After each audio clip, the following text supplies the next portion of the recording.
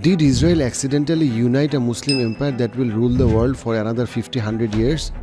After the US bases in the Middle East are destroyed and dismantled, why are we seeing Saudi Arabia investing money on Turkish and Pakistani military instead of investing all money on European and American military industrial complex? Turkish Foreign Minister Hakan Fidan already said that this is just the beginning of 3 countries alliance and it will gradually become 50 plus countries alliance. In this video, I'll explain how this single treaty will ensure the freedom of Palestine, and when the Palestine state joins this defense agreement, Israel won't dare to touch them. So the Makkah Treaty is a new direction for the unity of Muslims that will reshape the entire region. People are widely underestimating the significance of what happened in October 7. When the 3 major Muslim powerhouses came together, Turkey, Saudi Arabia and Pakistan, it's not only a defense pact. It's the coalition of Muslims that will grow both economically and in population. OIC, the coalition of 57 Muslim majority countries, it was actually ineffective long before it officially died. And this Makkah Defense Pact can replace OIC with the true Muslim coalition that can reshape the entire Middle East. Let's look at the public declaration from all sides regarding the October 7 Defense Pact. Turkish Foreign Minister Hakan Fidan said 2 very important things. Number 1, both Muslims and non-Muslim countries are expected to join this defense pact. He specifically emphasized the probability of Egypt joining in. Hakan Fidan also said that this defense pact will work aggressively against any foreign country who tries to interfere each of their sovereignty. If you read between the lines, now who are they pointing out to? It's Israel. It's very clear.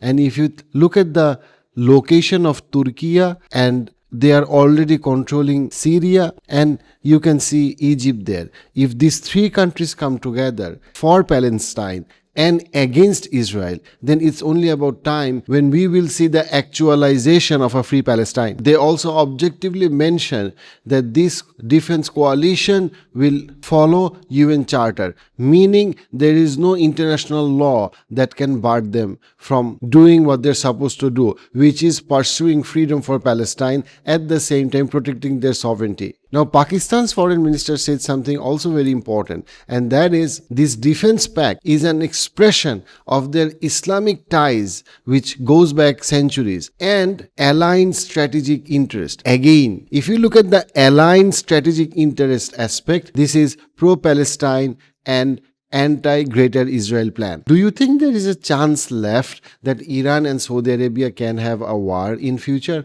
No. This defense pact will ensure that Iran won't even try to get into a war when this defense pact survives. Rather, there is a very good probability that Iran will likely join this defense pact happily, because Iran also wants economic prosperity and they are fed up of proxy wars. Turkey directly pointed out something very significant. They said that this defense pact is aligned or similar to the Article 5 of NATO. What does the Article 5 state? If you attack one NATO member, it is similar to attacking all the NATO members. Let's look at the significance of it. Saudi Arabia and all other smaller Arab countries will likely join this defense pact, and they have a collective sovereign welfare fund of $4.5 trillion ready to invest for progress and prosperity. Turkey has a rising military industrial complex ready to support logistics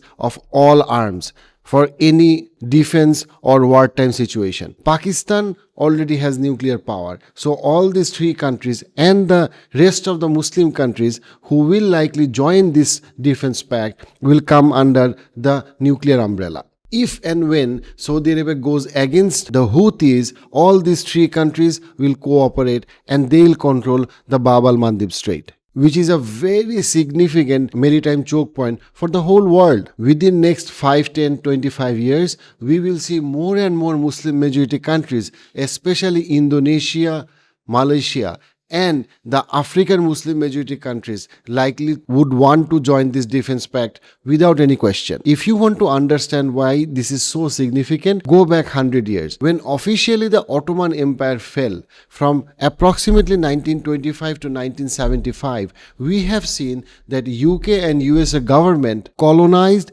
and drew lines across the Middle East and across the Muslim world just the way they wanted for their own benefit, for their own corporations' profit. Muslim majority countries were in a state of vulnerability where they were not prepared to go to war, nor they were fully independent to stand against UK and USA coalition. All the strong Muslim bases in the region, the atrocities caused by Israel, the petrodollar, all meant that colonization officially ended. But in post-colonization phase, the Muslim majority countries couldn't look any further than UK and USA for financial and military support. So the question always remained among the political analysts, are the Muslim majority countries really free, or the freedom is just on papers, but in actual sense, they are fully dependent on UK and USA for economic and military support. But that narrative is completely different now. When Iran actively attacked the US bases across Gulf region, Gulf or USA are not interested to rebuild those US bases. Rather, Arab countries are replacing those US bases with Turkish and Pakistani military assistance. And there are already trade and economic activities going on in China-led CIPS instead of US-led SWIFT. Yes, compared to the trade volume, definitely SWIFT dominates CIPS by a big margin, but CIPS is growing steadily. Is USA against this defense agreement? No. Just within last 40 days, all these three countries met Donald Trump personally. So it's a new regional alignment where both USA and Saudi Arabia and other Gulf countries agreed that the US bases are not a priority for any of the parties. So in Iran-America-Israel conflict, we can clearly see that three objectives are being achieved by all the big players. The removal of US bases, the permanent ban on Greater Israel Plan, and the downsize of IRGC and removal of its proxies Hezbollah, Houthi and Hamas. And if you think deeply what these all three objectives indicate to, it only indicates the greater sovereignty for Turkey and Saudi Arabia. And Pakistan is so happy to get the economic support that it desperately needs for its own country. Africa's population is 1.5 billion and Africa is divided 55 countries. China and Gulf is heavily investing in Africa. By 2050, Africa will have a population between 2.5 billion to 3 billion. Africa has fertile land, a lot of labor, and it is projected that Africa as a continent in next 50 years will outgrow any other continent in percentage of growth. And half of Africa is Muslim. And all of these Muslim majority African countries would absolutely want unity under this defense pact. African Muslim majority countries have historic ties with Muslim majority countries in the Middle East and in Southeast Asia. In 2025, Muslims are roughly 25% in population of the whole globe. But in 2050, the world population is expected to be 900 billion and the Muslim population will be 350 billion. So based on that projection,